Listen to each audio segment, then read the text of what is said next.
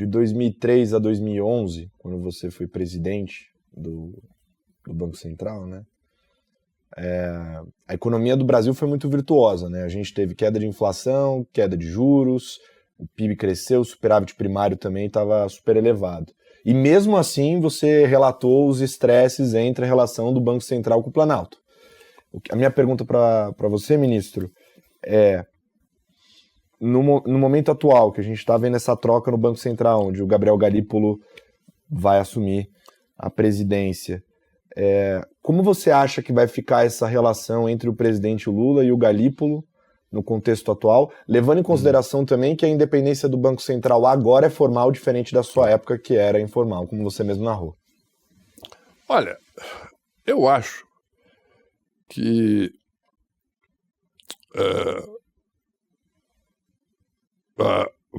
pode haver momentos de tensão, etc., mas tem um fator aí muito importante. Mesmo no meu caso, eu fiquei lá 8 anos no Banco Central, adotei uma política monetária dura, para você ter uma ideia, logo no início, eu cheguei a elevar a Selic a 26,5%. Sim. Brutal. A taxa CDI estava mais de 30%. E consegui dominar a inflação, etc., criamos reserva, e acabou o país crescendo bastante. Então tinha duas coisas. Primeiro é que os resultados passaram a ser muito bons. Segundo, existe uma questão aí também de confiança pessoal. Ele coloca, inclusive, aqui no prefácio do meu livro, né, o presidente Lula, a questão da confiança. Né, que tudo que eu estava fazendo seria para o bem do país, mesmo que ele discordasse, mas a minha intenção era para o bem do país e para o bem, em última análise, do governo também. E isso aliviava bastante a tensão, entende? Agora, tem um fator positivo que é exatamente esse, quer dizer, o Gabriel Galípolo tem uma boa relação com o presidente. Se ele, de fato, conseguir fazer a política certa e ao mesmo tempo, enfrentar as consequências disso, etc., tem condições para dar certo. Mas eu acho que influencia muito a questão, a atitude do presidente, uma certa confiança dele de que o que o Banco Central está fazendo não é para prejudicar o governo, mesmo quando está subindo os juros. Muito pelo contrário. Isso é importante. Uma dúvida pessoal aqui, em cima disso. Você que teve essa experiência internacional tão forte, né? A gente vê que o Brasil, de certa forma, está no movimento contrário do mundo em política monetária. A gente está subindo juros enquanto o mundo todo está cortando, né? Uma das coisas que foi discutida, inclusive, aqui no programa é qual é essa mensagem que é passada para fora, né? Para os investidores estrangeiros do Brasil tá fazendo esse movimento, que claramente acontece por esse manche, né, do Brasil sempre pisar no acelerador na política fiscal e ter que puxar o freio da política monetária. Você que teve essa experiência, o senhor teve essa experiência tão profunda lá fora, como que deve ser a leitura dos investidores estrangeiros, do mundo em relação a isso? Olha, eu acho que em relação ao Banco Central, é uma leitura positiva. O fato é que a inflação no Brasil está um pouco alta, não está caindo. Caiu um mês, mas no outro mês já subiu bastante. Quer dizer, a inflação anual ainda está relativamente elevada. Nós já temos um problema de empresas tendo dificuldade para contratar funcionário, contratar operário, etc. O desemprego brasileiro está numa baixa histórica. O desemprego é bom. Desculpe, o desemprego baixo é bom. O emprego é a melhor solução. Só que tem uma questão da capacidade da economia de trabalhar, né? Precisa de aumentar a produtividade, etc., para com o mesmo número de empregados produzir mais. E tem uma coisa que eu sempre disse, quer dizer, de fato o país precisa gerar o máximo possível de empregos, porque O gasto com política social é necessário para atender a base, mas o melhor programa social que existe é o emprego. E para isso precisa qualificar, inclusive, o trabalhador. Treinamentos, etc. E tal. Como faz o Sistema S numa escala menor. Mas, em resumo, o investidor lá fora está preocupado, né, com a questão fiscal. Isso basta conversar com eles e viajar, que isso é um fato. E entende que o Banco Central, na medida que a inflação está um pouco alta, ele tem que baixar o juros, independente do que esteja acontecendo lá fora. Né? O fato, essa é a realidade aqui nacional. No momento que o Banco Central está tomando a atividade correta, inclusive com o voto do Gabriel Galípolo, inclusive, quer dizer, isso significa que o Banco Central está tomando a atitude correta para o país. Né? Isso é o mais importante. E vamos ver aí depois, a partir de janeiro, como é que será com a nova diretoria. Né? Outro tema interessante de ser discutido é o seguinte: a PEC da transição, ela devolveu boa parte da queda dos gastos que foram obtidos por meio da aprovação do teto de gastos, que foi na sua gestão no Ministério da Fazenda. Né? Na sequência foi aprovado o arcabouço. Né? E o arcabouço deu um crescimento real de 2,5%, né, do teto de gastos, e que também limitou o contingenciamento, né, a 25% das despesas discricionárias. Uhum. Os juros globais hoje são mais altos do que eram na época, enfim, que houve a aprovação do teto lá em 2016. A minha pergunta para você é se é razoável a gente esperar juros aqui no Brasil, né, diferentes do que o intervalo que a gente observou na época do governo Dilma, que era entre 11, 14 e 25. Já houve taxas menores do que essa, né? E maiores também. Quer dizer, como eu disse, quando eu entrei no Banco Central, na segunda reunião nós já chegamos a elevar a Selic a 26,5%. Mas chegamos, em alguns momentos, até uma Selic de um dígito. Aí, né, caiu brutalmente e a inflação ficou sob controle. Quer dizer, quando a meta de inflação no Brasil foi colocada pelo Conselho Monetário Nacional em 4,5%, a partir de 2005, né, se você pega de 2005, 5, 6, 7, 8, 9, 10, que são 6 anos, 3 anos, a inflação esteve abaixo da meta, 3 anos acima da meta, mas em média foi exatamente na meta, 4, 5, 0. Né? Então, isso permitiu muita coisa. Né? E nos primeiros 4 anos, principalmente, houve uma sintonia completa da política monetária com a política fiscal. Nos segundos 4 anos, nem tanto. Mas o fato é que a coisa caminhou. O Brasil, naquela época, criou 10,8 milhões de empregos. Mais de 40 milhões de pessoas saíram da pobreza. O país cresceu em média 4% ao ano. Período todo, os 8 anos.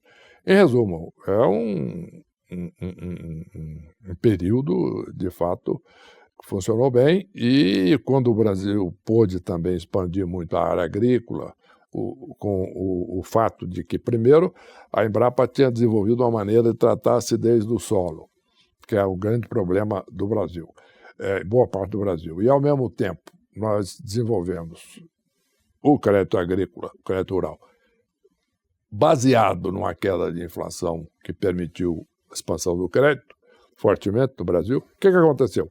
Nós geramos saldos exportáveis da agricultura muito grandes, e aí foi o que gerou a possibilidade de acumular reservas, etc. Então, essas são as lições que eu acho que nós, no Brasil, precisamos olhar, né? Não só o que não dá certo, mas principalmente o que funciona, o que deu certo, para poder exatamente seguir nessa linha. Né? Queria só puxar uma aqui, Cola, que é um pouco nessa sua pegada de coisas que rolaram no passado que são uma preocupação para o momento atual. por quanto tempo a gente viu aquela discussão em relação à reforma da Previdência, né? Vários grupos se levantando ao redor do país, brigando por essa causa, uns a favor, outros contra, e fato é que diante da recente alta nas despesas previdenciárias e a nova regra do salário mínimo, tem muita gente já erguendo a bandeira falando que uma nova reforma da Previdência tende a ser necessária em breve. O senhor concorda com isso?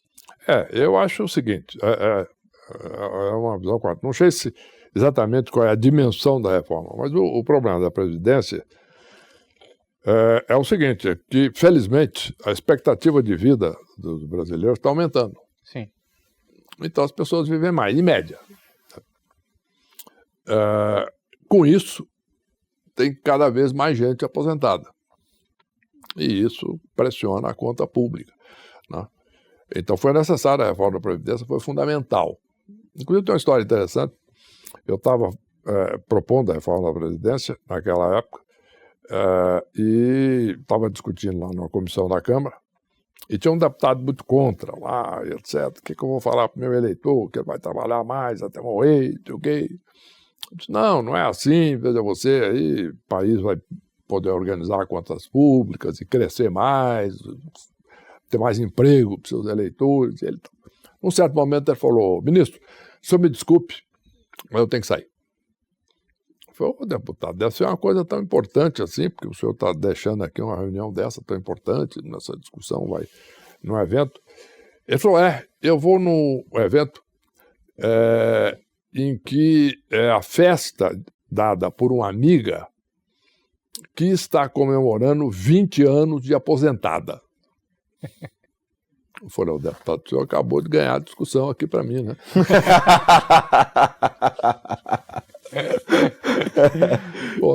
Espetacular. E, evidentemente, essa expectativa de vida começa a aumentar, então chega uma hora que começa a pressionar também. A reforma administrativa é muito importante. Foi feita a reforma administrativa em São Paulo, por exemplo, em que o orçamento estava equilibrado. No ano seguinte, de 22, por exemplo, gerou um saldo positivo, tá, de 53 bilhões de reais. Se fizesse algo assim no governo federal, seria muito mais do que isso. Né? Mas contraria muito o interesse. Né? Com certeza. A gente estava conversando, eu e o Henrique, com um grande gestor amigo nosso, e eu achei interessante o jeito que ele colocou a situação atual do Brasil. Ele disse que a situação do Brasil hoje é evidente que existe um desequilíbrio macroeconômico, mas, nas palavras dele, ele vai saber que é ele agora, né? Um aluno de primeiro semestre de economia conseguiria resolver essa situação atual. O problema é que, se a gente continuar nessa direção, daqui a pouco nem PhD consegue resolver mais. Em outras palavras, a gente conversa muito com o mercado e fica evidente que é necessário uma contra-reforma fiscal para que a gente possa evitar uma grande crise no país. A minha dúvida é se é possível uma contra-reforma dessa passar no Congresso antes da crise chegar. É difícil, né? É difícil. Precisa de muita determinação, principalmente do Executivo. Né? Porque, por exemplo, para fazer a reforma administrativa aqui em São Paulo, que teve resultados muito bons, foi uma batalha. Teve, inclusive, conflito na porta da Assembleia, manifestações, etc. Então, resumo, é um problema, porque você tem que cortar muita coisa, né? E corta, por exemplo, dá um exemplo que foi feito aqui, que poderia ser feito na União, mas você tem resistência para isso. Existem empresas que são formadas em um certo momento. Você pega, por exemplo, um projeto qualquer, trem-bala, seja outro, São Paulo, outros projetos. Um projeto qualquer que cria sua empresa para administrar aquele projeto, com funcionários, com prédio, com etc., veículos, tá? E o projeto, por alguma razão, não vai para frente, mas a empresa continua. Com funcionário, com água, luz, telefone, carro, etc. Então você precisa fechar isso. Quem é funcionário lá acha muito ruim. Certo? Ou quem tem influência para apontar, indicar nomeações, também acha muito ruim. Certo?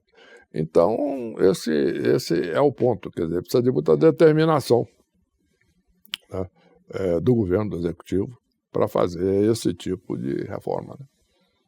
Ministro, me fala uma coisa. O senhor comentou que há 2 anos atrás, quando teve aquela reunião, né, com presidenciáveis, enfim, o senhor percebeu que a intenção do Lula não era caminhar nessa dinâmica de contenção de gastos, muito pelo contrário.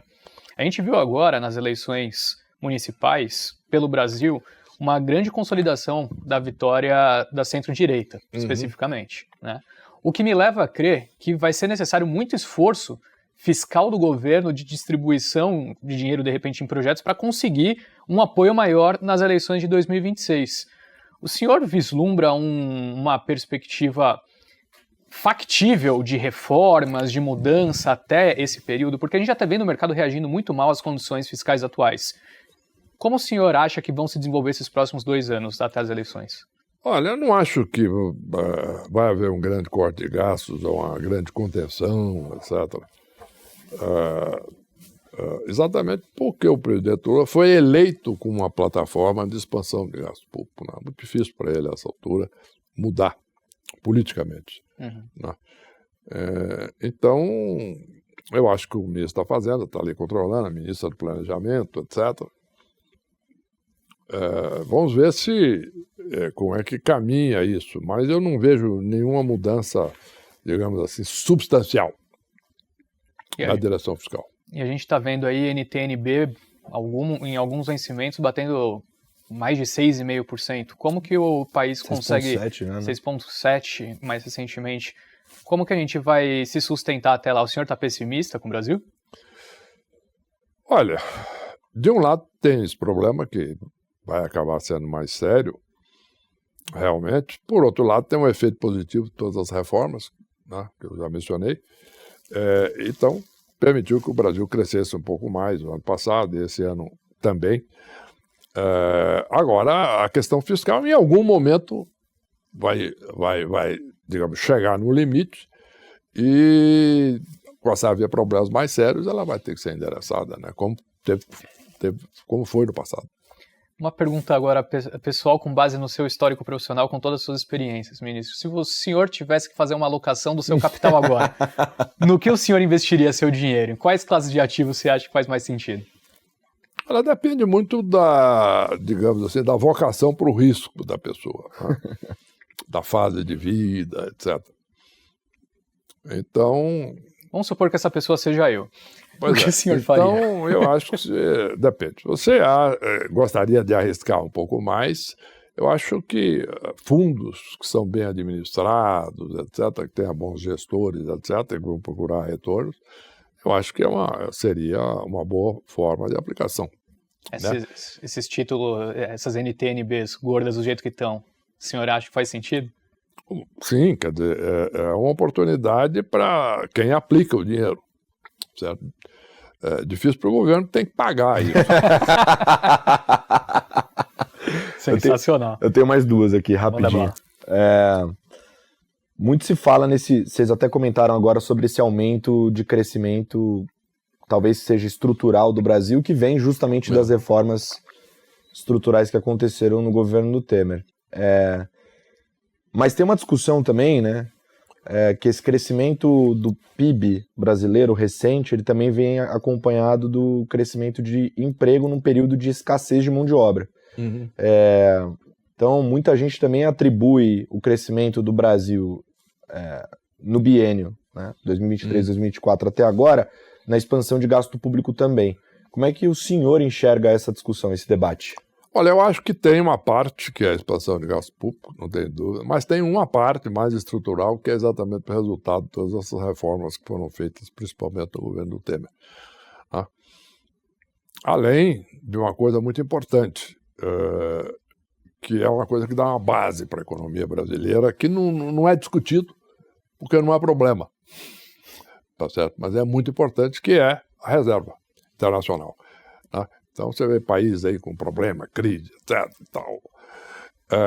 O Brasil não se fala em crise externa. Estamos com 350 bilhões de dólares aí de reserva, tá? E que é uma coisa até que eu dizia lá atrás, quando nós conseguimos construir boa parte dessas reservas, nós chegamos a um ponto que, de fato, a economia do Brasil aguenta desaforo. Quer dizer, significando o seguinte, tanto que quando nós tivemos o problema da crise e recessão de 2015-16, no momento que controlou o gasto público interno, o país voltou a crescer rapidamente. Quer dizer, taxas não espetaculares, mas voltou a crescer. Então, a questão da segurança dada pelas reservas é muito importante. E o senhor chegou até a comentar um pouco, ministro, sobre essa questão da mudança de perspectiva de rating do Brasil pelas agências. Elas também apontam essa questão fiscal como algo para se preocupar. A minha pergunta é bem direta, na verdade. Você acha que a gente deve ver investment grade para o Brasil ainda no governo Lula 3? Eu acho difícil. Acho difícil exatamente pela expansão fiscal, né? Eu estava no governo do Lula, eu era presidente do Banco Central, ele presidente da República pela segunda vez, quando o Brasil ganhou o investment grade. Mas era uma época, a situação fiscal era outra, a própria questão da inflação já totalmente controlada, etc. Era um outro período. Era um período, inclusive, interessante, que eu acho que foi bem caracterizado por uma capa da revista Economist, onde tinha assim, um Cristo Redentor decolando, e na capa, o Cristo Redentor decolando como se fosse um foguete. Uhum. E estava escrito, Brasil takes off, Brasil decola. Infelizmente... A capa mudou depois. Depois de poucos anos, a capa era o contrário. Era ele caindo.